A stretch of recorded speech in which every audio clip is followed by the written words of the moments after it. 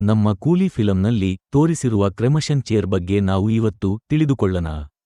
ಮರಣಾನಂತರದ ಸಂಸ್ಕಾರವನ್ನು ಸರಳಗೊಳಿಸಲು ವಿಜ್ಞಾನಿಗಳು ಹೊಸ ಆವಿಷ್ಕಾರವೊಂದನ್ನು ಪರಿಚಯಿಸಿದರು. ಅದುವೇ ಮೊಬೈಲ್ ಕ್ರಿಮೇಷನ್ ಚೇರ್. ಈ ಕುರ್ಚಿ ಸಾಮಾನ್ಯವಾದುದು ಅಲ್ಲ. ಚಕ್ರಗಳ ಮೇಲೆ ಸಾಗುವ ಈ ಕುರ್ಚಿ ಎಲ್ಲೆಡೆ ಕರೆದೊಯ್ಯಬಹುದಾದಂತಹದು. ಮೃತದೇಹವನ್ನು ಕುರ್ಚಿಯ ಮೇಲೆ ಇಟ್ಟ ತಕ್ಷಣ ಪಕ್ಕದ ಎರಡು ಬದಿಗಳಲ್ಲಿ ಹೈ ವೋಲ್ಟೇಜ್ ಶಾಕ್ ಹರಿಯುತ್ತದೆ. ಮೊದಲು ಸಣ್ಣ ಕಿಡಿಗಳು ಸಿಡಿಯುತ್ತವೆ.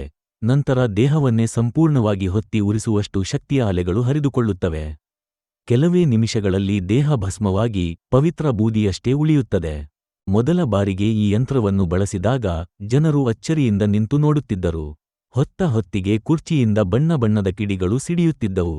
ಗಾಳಿಯಲ್ಲಿ ಹೊಗೆ ಮತ್ತು ವಿದ್ಯುತ್ ಶಬ್ದ ಮಿಶ್ರಣವಾಗಿ ವಾತಾವರಣವನ್ನು ವಿಚಿತ್ರವಾಗಿ ಮಾಡುತ್ತಿತ್ತು.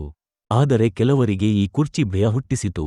ಏಕೆಂದರೆ ಶಾಕ್ ಹೊಡೆದಾಗ ಸುತ್ತಮುತ್ತ ಅರ್ಥಗರ್ಭಿತ ಧ್ವನಿಗಳು ಕೇಳಿಸುತ್ತಿದ್ದವು. ಕೆಲವರು ಅದನ್ನು ಆತ್ಮದ ಅಳುವಿಕೆ ಎಂದು ನಂಬಿದರು. ಹೀಗಾಗಿ ಕುರ್ಚಿ ಬಗ್ಗೆ ಭಿನ್ನಾಭಿಪ್ರಾಯಗಳು ಹುಟ್ಟಿಕೊಂಡವು. ಆದರೂ ಒಂದು ಸಂಗತಿ ಸ್ಪಷ್ಟ: ಈ ಆವಿಷ್ಕಾರವು ಜನರ ಜೀವನವನ್ನು ಬದಲಿಸಿತು. ಸಮಯ, ಶ್ರಮ, ಹಣ ಉಳಿಯಿತು. ಸಣ್ಣ ಗ್ರಾಮದಿಂದ ಪ್ರಾರಂಭವಾದ ಈ ಕುರ್ಚಿ ನಗರಗಳಿಗೆ ತಲುಪಿ ದೇಶದ ಮೂಲೆ ಮೂಲೆಗೂ ಹರಡಿತು. ಆದರೆ ಇಂದು ಕೂಡ ಜನರು ಹೇಳುತ್ತಾರೆ, ಮನುಷ್ಯ ಬದುಕಿದ್ದಾಗ ತಂತ್ರಜ್ಞಾನವನ್ನು ಬಳಸುತ್ತಾನೆ, ಸತ್ತ ನಂತರವೂ ಅದು ಅವನನ್ನು ಬಿಡುವುದಿಲ್ಲ. ಜೀವನ ಮುಗಿದರೂ ಸಂಸ್ಕಾರ ಮುಂದುವರಿಯುತ್ತದೆ.